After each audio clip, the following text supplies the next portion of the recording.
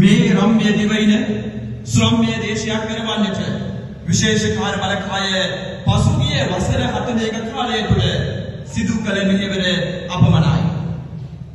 वर्ष 1983 වසරේ තිබූ ශ්‍රම්‍ය සලකුණ ලක් දෙරණ මත පිපිදෙන වත්මනක මේ මොහොතේ විශේෂ කාර්ය බලකා 44 වන මූලික රේඩියෝ කුණු පාඨමාලා නිලධාරීන් අභිමානවත් ලෙස විසිර යාමේ අවස්ථාවට අභිමානයෙන් පෙළ ගැසී ඇති මොහොතේ මේ හමා යන වලසුලකින් කියාපාන්නේ සැබෑ රණවිරු පැලැන්තියක හදගැස්ම. පෙළ ගැසී සිටින පුතුණුවරුන්ගේ පපුතුරේ පාඨමාලා ලාංඡන කරනවීම දැන් අභිමානවත් ලෙසින් සිදු කරන්නට නියමිතයි.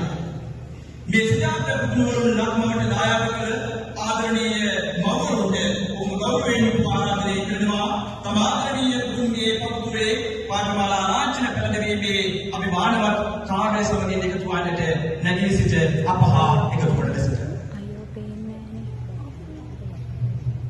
මේ සිතාන්ත පුතුණුවරුන් හදා වඩාගත් ලොකු මහත් කරමින් හොඳ නරක කියාදී රටක් වටින පුතෙකු ලෙස නිර්මාණය කළ රණවිරු මව්පියන්ට විශේෂ කාර්යකාරී උත්තමාචාර්ය මේ මොහොතේ කරනවා. මේ සියලු දෙනා විනයවත් පුතෙකු ලෙස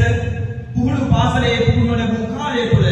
හැසිරීම මගින් දෙමාපියන් ලෙස ඔබලා ඔවුන්ට ගෙදරදී ලබා දුන් සාර ධර්ම පිළි නිවැරදි මඟ පෙන්වීම අනේක වාරයක් පිළිඹු වග මේ මොහොතේ මාත්‍රේ විතුව මතක් කරනවා.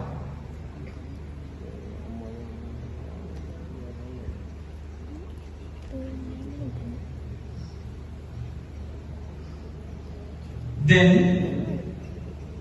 ආදරණීය මව්වරුන්ට ආරාධනය කරනවා ඉදිරියට